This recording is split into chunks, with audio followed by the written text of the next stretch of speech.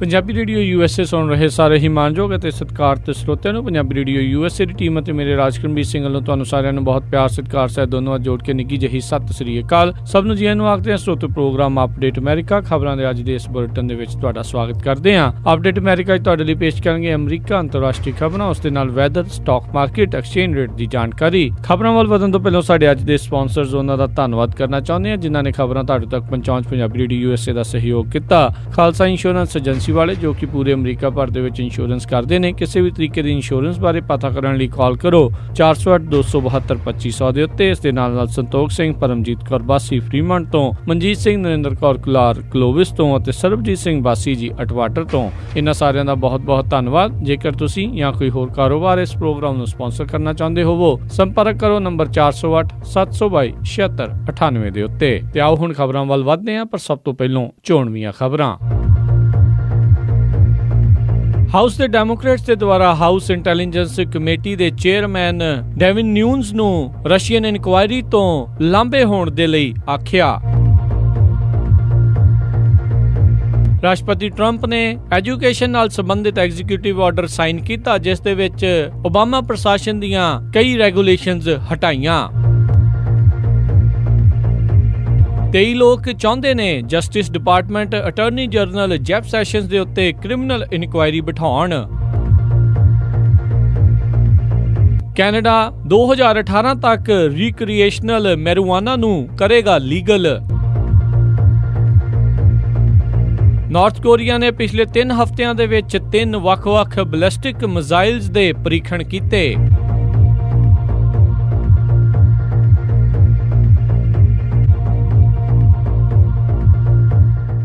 House intelligence committee ਦੇ chairman Devin ਨਿਊਨਜ਼ ਉਹਨਾਂ ਨੂੰ ਅੱਜ ਬਾਕੀ ਦੇ ਹਾਊਸ ਡੈਮੋਕ੍ਰੇਟਸ ਉਹਨਾਂ ਦੇ ਵੱਲੋਂ ਇਹ ਆਖਿਆ ਗਿਆ ਵੀ ਉਹ ਆਪਣੇ ਆਪ ਨੂੰ ਇਹ ਰਸ਼ੀਅਨ ਕਲੂਜਨ, ਰਸ਼ੀਅਨ ਮੈਡਲਿੰਗ ਪ੍ਰੈਜ਼ੀਡੈਂਸ਼ੀਅਲ ਇਲੈਕਸ਼ਨ ਦੇ ਵਿੱਚ ਜਿਸ ਦੇ ਕਥਿਤ ਤੌਰ ਤੇ ਦੋਸ਼ ਲੱਗ ਰਹੇ ਆ ਉਸ ਦੇ ਵਿੱਚੋਂ ਆਪਣੇ ਆਪ ਨੂੰ ਰਿਕਿਊਜ਼ ਕਰ ਲੈਣ, ਆਪਣੇ ਆਪ ਨੂੰ ਲਾਂਭੇ ਕਰ ਲੈਣ। ਹਾਊਸ ਦੇ ਡੈਮੋਕ੍ਰੇਟਸ ਜਿਨ੍ਹਾਂ ਦੇ ਵਿੱਚ ਐਡਮ ਸ਼ਕਿਫ ਕੈਲੀਫੋਰਨੀਆ ਤੋਂ, ਨੈਂਸੀ ਪਲੋਸੀ ਕੈਲੀਫੋਰਨੀਆ ਤੋਂ, ਉਹਨਾਂ ਨੇ ਇਹ ਆਖਿਆ ਆ ਵੀ ਰਿਪਬਲਿਕਨ ਪਾਰਟੀ ਦੇ ਹਾਊਸ ਇੰਟੈਲੀਜੈਂਸ ਕਮੇਟੀ ਦੇ ਚੇਅਰਮੈਨ ਡੇਵਿਨ ਨਿਊਨਜ਼ ਵਾਈਟ ਹਾਊਸ ਦੇ ਬਹੁਤ ਹੀ ਜ਼ਿਆਦਾ ਕਰੀਬ ਨੇ ਅਤੇ ਇਹ ਦੇਖਦੇ ਹੋਏ ਉਹ ਇੱਕ ਆਜ਼ਾਦ ਤੌਰ ਦੇ ਉੱਤੇ ਜਾਂਚ ਜਿਹੜੀ ਆ ਉਹ ਕਰਨ ਦੇ ਅਸਮਰਥ ਨੇ। ਇਹ ਮਸਲਾ ਇਸ ਟਾਈਮ ਉੱਤੇ ਜ਼ਿਆਦਾ ਭਖ ਰਿਹਾ ਆ ਜਦੋਂ ਡੇਵਿਨ ਨਿਊਨਜ਼ ਪਿਛਲੇ ਦਿਨੀ ਵਾਈਟ ਹਾਊਸ ਦੇ ਵਿੱਚ ਜਾ ਕੇ ਆਪਣੇ ਸੋਰਸ ਦੇ ਨਾਲ ਉੱਥੇ ਮਿਲ ਕੇ ਆਏ। ਉਸ ਤੋਂ ਬਾਅਦ ਦੇ ਵਿੱਚ ਹੀ ਬਾਕੀ ਹਾਊਸ ਇੰਟੈਲੀਜੈਂਸ ਕਮੇਟੀ ਦੇ ਡੈਮੋਕ੍ਰੇਟ ਉਹਨਾਂ ਨੇ ਡੇਵਿਨ ਨਿਊਨਜ਼ ਉਹਨਾਂ ਨੂੰ ਇਸ ਜਾਂਚ ਤੋਂ ਲਾਂਭੇ ਹੋਣ ਦੀ ਸਲਾਹ ਦਿੱਤੀ ਆ। ਐਡਮ ਸ਼ਕਿਫ ਉਹਨਾਂ ਨੇ ਆਖਿਆ ਵੀ ਲੋਕਾਂ ਨੂੰ ਇਹਨਾਂ ਦੇ ਉੱਤੇ ਪੂਰਨ ਭਰੋਸਾ ਨਹੀਂ ਰਿਹਾ, ਕੌਨਫੀਡੈਂਸ ਨਹੀਂ ਆ ਵੀ ਕਿ ਜਿਹੜੇ ਪ੍ਰੈਜ਼ੀਡੈਂਟ ਕੈਂਪੇਨ ਦੇ ਦੌਰਾਨ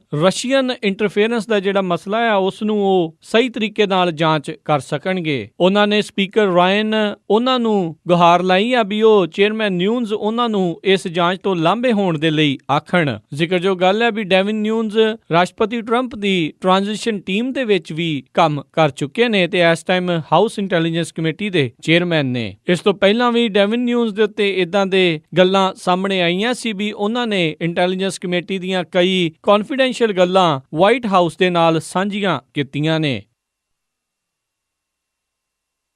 ਰਾਸ਼ਟਰਪਤੀ ਟਰੰਪ ਨੇ ਅੱਜ ਕੁਝ ਨਵੇਂ ਐਗਜ਼ੀਕਿਊਟਿਵ ਆਰਡਰ ਬਿਲਜ਼ ਸਾਈਨ ਕੀਤੇ ਜਿਨ੍ਹਾਂ ਦੇ ਵਿੱਚ ਓਬਾਮਾ ਪ੍ਰਸ਼ਾਸਨ ਦੇ ਦੁਆਰਾ ਐਜੂਕੇਸ਼ਨ ਰੈਗੂਲੇਸ਼ਨਸ ਆ ਉਹਨਾਂ ਨੂੰ ਹਟਾਇਆ ਗਿਆ। ਓਬਾਮਾ ਪ੍ਰਸ਼ਾਸਨ ਦੇ ਦੁਆਰਾ ਐਵਰੀ ਸਟੂਡੈਂਟ ਸਕਸੀਡ ਐਕਟ ਲਾਇਆ ਗਿਆ ਸੀ ਜਿਸ ਨੂੰ ਅੱਜ ਰਾਸ਼ਟਰਪਤੀ ਟਰੰਪ ਨੇ ਇਸ ਨਵੇਂ ਬਿੱਲ ਦੇ ਜ਼ਰੀਏ ਹਟਾ ਦਿੱਤਾ। ਇਸ ਪੁਰਾਣੇ ਬਿੱਲ ਦੇ ਤਹਿਤ ਇੱਕ ਫੈਡਰਲ ਲਾਅ ਬਣਾਇਆ ਗਿਆ ਸੀ ਜਿਸ ਦੇ ਵਿੱਚ ਸਕੂਲ ਨੂੰ ਜ਼ਿੰਮੇਵਾਰ ਰੱਖਿਆ ਜਾਂਦਾ ਸੀ ਕਿਸੇ ਵੀ ਸਟੂਡੈਂਟ ਦੀ ਪਰਫਾਰਮੈਂਸ ਦੇ ਉੱਤੇ। ਅੱਜ ਵਾਈਟ ਹਾਊਸ ਦੇ ਵਿੱਚ ਰਾਸ਼ਟਰਪਤੀ ਟਰੰਪ ਨੇ ਇਹ ਬਿੱਲ ਨੂੰ ਸਾਈਨ ਕੀਤਾ ਤੇ ਆਖਿਆ ਵੀ ਅਸੀਂ ਬਿਊਰੋਕ੍ਰੇਸੀ ਦੀਆਂ ਜਿਹੜੀਆਂ ਵਾਧੂ ਲੇਅਰਸ ਪਰਤਾਂ ਬਣਾਈਆਂ ਗਈਆਂ ਆ ਉਸ ਨੂੰ ਹਟਾ ਰਹੇ ਆ ਤਾਂ ਜੋ ਸਕੂਲਸ ਦੇ ਵਿੱਚ ਆਜ਼ਾਦੀ ਆ ਸਕੇ। ਇਸ ਦੇ ਨਾਲ ਹਾਇਰ ਐਜੂਕੇਸ਼ਨ ਐਕਟ ਦੇ ਤਹਿਤ ਟੀਚਰ ਪ੍ਰੈਪਰੇਸ਼ਨ ਰੈਗੂਲੇਸ਼ਨ ਜਿਹੜੀ ਪੁਰਾਣੇ ਪ੍ਰਸ਼ਾਸਨ ਦੁਆਰਾ ਬਣਾਈ ਗਈ ਸੀ ਉਸ ਨੂੰ ਵੀ ਹਟਾਇਆ ਗਿਆ। ਇਸ ਪੁਰਾਣੇ ਰੈਗੂਲੇਸ਼ਨ ਦੇ ਤਹਿਤ ਨਵੇਂ ਟੀਚਰਸ ਜੋ ਕਿ ਕਲਾਸਰੂਮਸ ਦੇ ਵਿੱਚ ਪੜ੍ਹਾਉਣ ਦੇ ਲਈ ਜਾਂਦੇ ਸੀ ਉਹਨਾਂ ਦੀ ਤਿਆਰੀ ਦੇ ਉੱਤੇ ਜ਼ੋਰ ਰੱਖਿਆ ਜਾਂਦਾ ਸੀ ਅਤੇ ਉਸ ਦੇ ਆਧਾਰ ਦੇ ਉੱਤੇ ਹੀ ਟੀਚਰਸ ਨੂੰ ਰੇਟਿੰਗਸ ਦਿੱਤੀਆਂ ਜਾਂਦੀਆਂ ਸੀ ਅਤੇ ਪਰਫਾਰਮੈਂਸ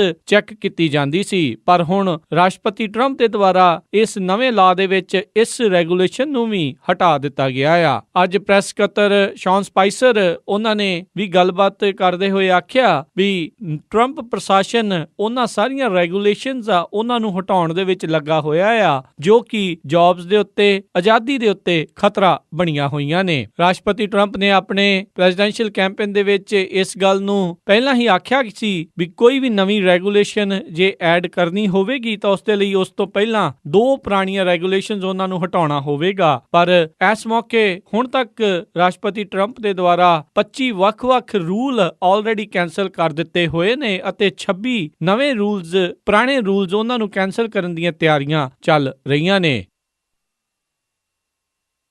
ਅਮਰੀਕਾ ਦੇ 5 ਵੱਖ-ਵੱਖ ਸੂਬਿਆਂ ਦੇ 23 ਜਾਣਿਆਂ ਨੇ ਡਿਪਾਰਟਮੈਂਟ ਆਫ ਜਸਟਿਸ ਨੂੰ ਗੁਹਾਰ ਲਾਈ ਆ ਵੀ ਉਹ ਅਮਰੀਕਾ ਦੇ ਅਟਾਰਨੀ ਜਨਰਲ ਜੈਫ ਸੈਸ਼ਨਜ਼ ਉਹਨਾਂ ਦੇ ਉੱਤੇ ਸੈਨੇਟ ਜੁਡੀਸ਼ਰੀ ਕਮੇਟੀ ਦੇ ਸਾਹਮਣੇ ਆਪਣੀ ਰਸ਼ੀਅਨ ਕਮਿਊਨੀਕੇਸ਼ਨ ਨੂੰ ਲੈ ਕੇ ਝੂਠ ਜਿਹੜਾ ਬੋਲਿਆ ਗਿਆ ਆ ਉਸ ਆਧਾਰ ਦੇ ਉੱਤੇ ਕ੍ਰਿਮੀਨਲ ਇਨਕੁਆਇਰੀ ਉਹ ਸ਼ੁਰੂ ਕਰਨ। ਇਹਨਾਂ 23 ਲੋਕਾਂ ਨੂੰ ਰਿਪਰੈਜ਼ੈਂਟ ਕਰ ਰਹੇ ਮੈਸੇਚਿਊਸੇਟ ਦੇ ਲਾਇਰ ਜੇ ਵਾਈਟਫੀਲਡ ਲਾਰਬੀ ਨੇ ਵਾਸ਼ਿੰਗਟਨ ਪੋਸਟ ਨਾਲ ਗੱਲ ਕਰਦੇ ਹੋਏ ਆਖਿਆ ਵੀ ਇਹ 23 ਜਾਣੇ ਸੋਚਦੇ ਨੇ ਕਿ ਅਟਾਰਨੀ ਜਨਰਲ ਜੈਫ ਸੈਸ਼ਨ ਦੇ ਉੱਤੇ ਇਹ ਇੱਕ ਪ੍ਰੋਬੇਬਲ ਕਾਜ਼ ਬਣਦਾ ਆ ਕ੍ਰਾਈਮ ਦਾ ਚਾਰਜ ਲਾਉਣ ਦੇ ਲਈ। ਇਸ ਦੇ ਨਾਲ ACLU ਨੇ ਅਟਾਰਨੀ ਜਨਰਲ ਜੈਫ ਸੈਸ਼ਨਜ਼ ਦੇ ਖਿਲਾਫ ਐਥਿਕਸ ਦੇ ਮਾਮਲੇ ਨੂੰ ਲੈ ਕੇ ਕੰਪਲੇਂਟ ਵੀ ਦਾਇਰ ਕੀਤੀ ਹੋਈ ਆ। ਇਹਨਾਂ ਲੋਕਾਂ ਦਾ ਮੰਨਣਾ ਆ ਵੀ ਅਟਾਰਨੀ ਜਨਰਲ ਸੈਸ਼ਨਜ਼ ਉਹਨਾਂ ਨੂੰ ਵੀ ਉਸ ਤਰੀਕੇ ਦੇ ਨਾਲ ਹੀ ਟਰੀਟ ਕਰਨਾ ਚਾਹੀਦਾ ਆ ਜਿੱਦਾਂ ਕਿਸੇ ਆਮ ਨਾਗਰਿਕ ਨੂੰ ਇਹਨਾਂ ਮਾਮਲਿਆਂ ਦੇ ਵਿੱਚ ਟਰੀਟ ਕੀਤਾ ਜਾਂਦਾ ਆ। ਅੱਜ ਅਟਾਰਨੀ ਜਨਰਲ ਜੈਫ ਸੈਸ਼ਨਜ਼ ਉਹਨਾਂ ਨੇ ਪੱਤਰਕਾਰਾਂ ਦੇ ਨਾਲ ਗੱਲਬਾਤ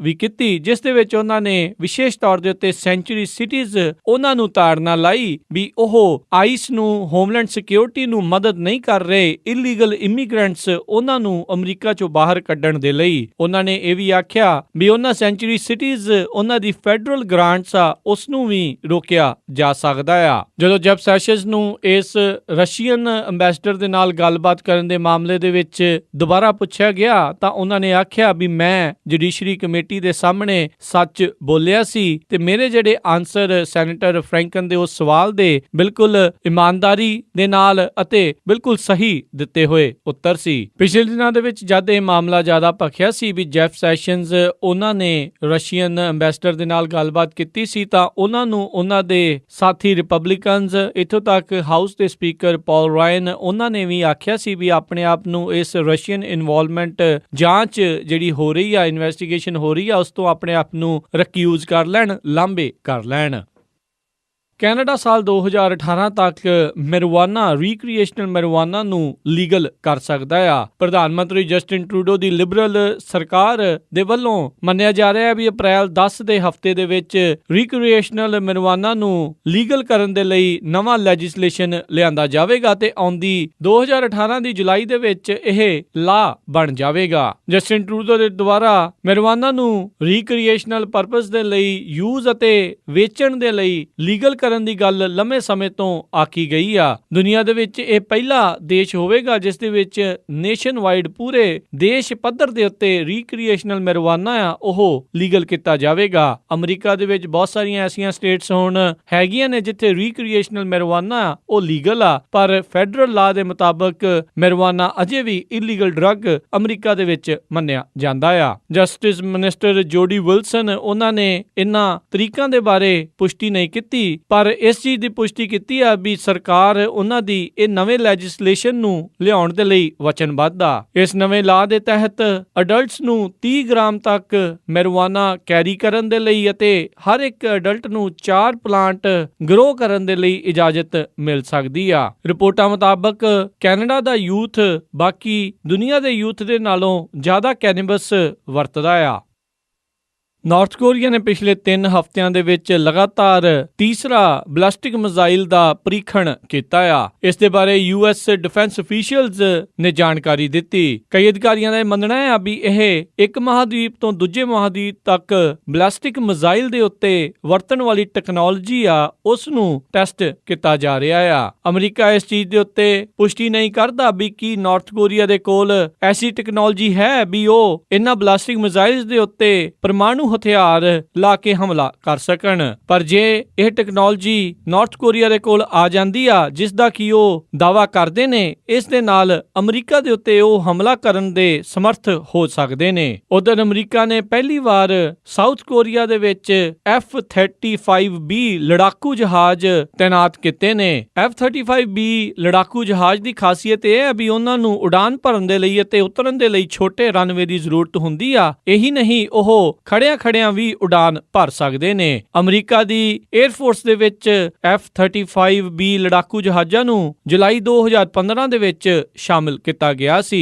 ਅਮਰੀਕਾ ਨੇ ਇੱਥੇ ਆਪਣੀ ਵਚਨਬੱਧਤਾ ਦਿਖਾਈ ਆ ਵੀ ਉਹ ਸਾਊਥ ਕੋਰੀਆ ਨੂੰ ਅਤੇ ਜਾਪਾਨ ਨੂੰ ਨਾਰਥ ਕੋਰੀਆ ਦੀ ਇਸ ਅਗਰੈਸ਼ਨ ਤੋਂ ਬਚਾਉਣ ਦੇ ਲਈ ਵਚਨਬੱਧ ਆ ਤੇ ਉਹਨਾਂ ਨੂੰ ਹਰ ਇੱਕ ਤਰੀਕੇ ਦੀ ਸਹਾਇਤਾ ਪ੍ਰਦਾਨ ਕਰੇਗਾ।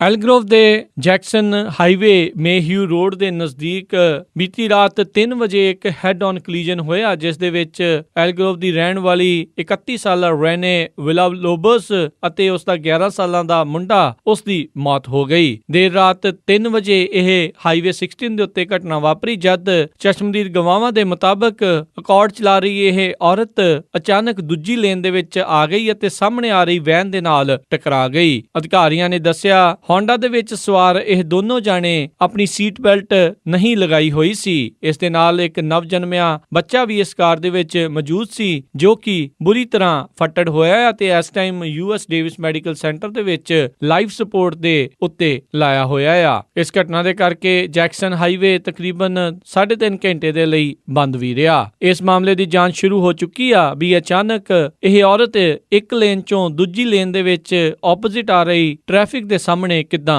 ਆ ਗਈ। ਸੁਣ ਰਹੇ ਸੀ ਆਪਾਂ ਅੱਜ ਦੀਆਂ ਕੁਝ ਅਹਿਮ ਖਬਰਾਂ। ਹੁਣ ਤੁਹਾਨੂੰ weather, stock market, exchange rate ਬਾਰੇ ਦੱਸਦੇ ਹਾਂ। ਸ਼ੁਰੂਆਤ ਕਰਦੇ ਹਾਂ ਸੈਨ ਹੋਜ਼ੇ ਦੇ ਵੈਦਰ ਤੋਂ, ਜਿੱਥੇ ਕਿ ਮੰਗਲਵਾਰ ਨੂੰ 71 degree high 51 degree low, San Francisco ਵਿੱਚ 67 degree high 53 degree low, Sacramento ਵਿੱਚ 72 degree high 48 degree low, Yuba City 73 degree high 49 degree low, Stockton 'ਚ 73 degree high 48 degree low, Tracy ਵਿੱਚ 73 degree high 51 degree low, Modesto ਵਿੱਚ 73 degree high 49 degree low, Fresno 'ਚ 69 degree high 47 degree low, Bakersfield ਵਿੱਚ 71 degree high 40 degree ਲੋ, Las Angeles ਦੇ ਵਿੱਚ 79 degree high 56 degree ਲੋ, turkey ਵਿੱਚ 46 degree high 24 degree ਲੋ, south lake Tahoe ਦੇ ਵਿੱਚ 47 degree high 24 degree ਲੋ, Portland Oregon ਦੇ ਵਿੱਚ 57 ਡਿਗਰੀ ਹਾਈ 48 ਡਿਗਰੀ ਲੋ, Seattle ਦੇ ਵਿੱਚ 50 ਡਿਗਰੀ ਹਾਈ 46 ਡਿਗਰੀ ਲੋ, ਫਲੈਗਸਟਾਫ ਐਰੀਜ਼ੋਨਾ 'ਚ 51 ਡਿਗਰੀ ਹਾਈ 30 ਡਿਗਰੀ ਲੋ, ਸਾਲਟ ਲੇਕ ਸਿਟੀ ਯੂਟਾ 'ਚ 52 degree high 33 degree low, Chicago ਦੇ ਵਿੱਚ 46 degree high 35 degree low, New York ਦੇ ਵਿੱਚ 55 degree high 47 degree low temperature ਰਹੇਗਾ। ਟੋਰਾਂਟੋ ਕੈਨੇਡਾ 'ਚ 9 degree Celsius high 0 degree Celsius low, Winnipeg 'ਚ 8 degree Celsius high 2 degree Celsius low, Calgary ਵਿੱਚ 13 degree Celsius high -1 degree Celsius low, Vancouver ਦੇ ਵਿੱਚ 8 degree Celsius high 6 degree Celsius low, ਮੀਂਹ ਪਵੇਗਾ। ਅੰਮ੍ਰਿਤਸਰ ਪੰਜਾਬ 'ਚ 38 degree Celsius high 20 degree Celsius low, Melbourne Australia ਦੇ ਵਿੱਚ 27 degree Celsius high 11 degree Celsius low, London UK ਦੇ ਵਿੱਚ 16 degree Celsius high 12 degree Celsius low, Berlin Germany 'ਚ 15 degree Celsius high 9 degree Celsius low, Paris France ਦੇ ਵਿੱਚ 19 degree Celsius high 9 degree Celsius low temperature ਰਹੇਗਾ। ਜਿਸ ਤੋਂ ਇਹ ਸੀਗੀ ਵੈਦਰ ਰਿਪੋਰਟ। ਹੁਣ ਤੁਹਾਨੂੰ ਸਟਾਕ ਮਾਰਕੀਟ, ਐਕਸਚੇਂਜ ਰੇਟ ਬਾਰੇ ਦੱਸਦੇ ਹਾਂ। ਸੋਮਵਾਰ ਦੀ ਕਲੋਜ਼ਿੰਗ ਤੱਕ ਡਾਓ ਜੋਨਸ ਦੇ ਵਿੱਚ 45 ਪੁਆਇੰਟਾਂ ਦਾ ਘਾਟਾ ਦੇਖਿਆ ਗਿਆ, 30,551 ਦੇ ਉੱਤੇ ਮਾਰਕੀਟ ਕਲੋਜ਼ ਹੋਈ। ਨੈਸਡੈਕ ਦੇ ਵਿੱਚ 12 ਪੁਆਇੰਟ ਵਧੇ 5,840 ਦੇ ਉੱਤੇ ਮਾਰਕੀਟ ਕਲੋਜ਼ ਹੋਈ। S&P ਦੇ ਵਿੱਚ 2 ਪੁਆਇੰਟ ਦਾ ਘਾਟਾ ਹੋਇਆ। 2341 ਦੇ ਉੱਤੇ ਮਾਰਕੀਟ ਕਲੋਜ਼ ਹੋਈ। ਵਿਲਸ਼ਾਇਰ 5000 ਦੇ ਵਿੱਚ 24 ਪੁਆਇੰਟ ਡਿੱਗੇ। 24353 ਦੇ ਉੱਤੇ ਮਾਰਕੀਟ ਕਲੋਜ਼ ਹੋਈ। ਐਕਸਚੇਂਜ ਰੇਟ ਦੇ ਵਿੱਚ ਇੱਕ US ਡਾਲਰ ਦੀ ਕੀਮਤ 65 ਰੁਪਏ 6 ਪੈਸੇ, ਇੱਕ ਕੈਨੇਡੀਅਨ ਡਾਲਰ ਦੀ ਕੀਮਤ 48 ਰੁਪਏ 61 ਪੈਸੇ, ਇੱਕ ਬ੍ਰਿਟਿਸ਼ ਪਾਉਂਡ ਸਟਰਲਿੰਗ ਦੀ ਕੀਮਤ 81 ਰੁਪਏ 73 ਪੈਸੇ, ਇੱਕ ਯੂਰੋ ਦੀ ਕੀਮਤ 70 ਰੁਪਏ 67 ਪੈਸੇ, ਇੱਕ ਆਸਟ੍ਰੇਲੀਅਨ ਡਾਲਰ ਦੀ ਕੀਮਤ 49 ਰੁਪਏ 64 ਪੈਸੇ, ਇੱਕ ਨਿਊਜ਼ੀਲੈਂਡ ਡਾਲਰ ਦੀ ਕੀਮਤ 45 ਰੁਪਏ 81 ਪੈਸੇ, ਇੱਕ ਸਿੰਗਾਪੁਰ ਡਾਲਰ ਦੀ ਕੀਮਤ 46 ਰੁਪਏ 67 ਪੈਸੇ, ਇੱਕ ਬਹਿਰੀਨ ਦੇ ਦਿਨਾਰ ਦੀ ਕੀਮਤ 172 ਰੁਪਏ 61 ਪੈਸੇ, ਇੱਕ ਕੁਵੈਤ ਦੇ ਦਿਨਾਰ ਦੀ ਕੀਮਤ 213 ਰੁਪਏ 76 ਪੈਸੇ ਰਹੀ। ਇੱਕ US ਡਾਲਰ ਦੀ ਕੀਮਤ $1.34 ਕੈਨੇਡੀਅਨ ਡਾਲਰ ਰਹੀ। ਸੋਨੇ ਦਾ ਭਾਅ $1253.79। ਚਾਂਦੀ ਦਾ ਭਾਅ $18.03 ਰਿਹਾ। ਤੇ ਸਰੋਤੇ ਇੱਥੇ ਸਾਡਾ ਅੱਜ ਦਾ ਅਪਡੇਟ ਅਮਰੀਕਾ ਖਬਰਾਂ ਦਾ ਇਹ ਬੁਲਟਨ ਹੁਣ ਸਮਾਪਤ ਹੁੰਦਾ ਆ। ਹੁਣ ਮੈਨੂੰ ਰਾਜ ਕਲਮੀਰ ਸਿੰਘ ਨੂੰ ਇਜਾਜ਼ਤ ਦਿਓ। ਮੇਰੇ ਵੱਲੋਂ ਤੁਹਾਨੂੰ ਸਾਰਿਆਂ ਨੂੰ ਬਹੁਤ ਪਿਆਰ ਸਤਿਕਾਰ ਸਹਿਤ ਦੋਨੋਂ ਜੋੜ ਕੇ ਨਿੱਘੀ ਜਿਹੀ ਸਤਿ ਸ੍ਰੀ ਅਕਾਲ। ਜਿਹਦੇ ਵਾਸਤੇ ਖੇਲਦੇ ਰਹੋ ਤੇ ਸੁਣਦੇ ਰਹੋ ਪੰਜਾਬੀ ਰੇਡੀਓ USA।